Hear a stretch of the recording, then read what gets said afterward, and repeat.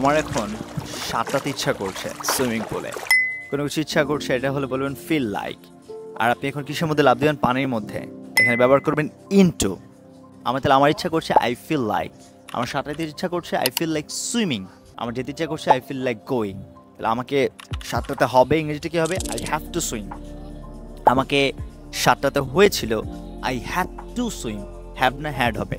আমি সাঁতরাবো I will swim. আমি সাঁতরাতে পারি আই ক্যান সুইম। আমি সাঁতরাতে পারতাম আই কুড সুইম। আমি কি সাঁতরাতে পারি? Can I swim? আমি অবশ্যই সাঁতরাবো আই মাস্ট সুইম। আমি সাঁতরাতে পারবো, অ্যাবিলিটি হলে বলবেন উইল বি এইবল। তাহলে I will be able to swim.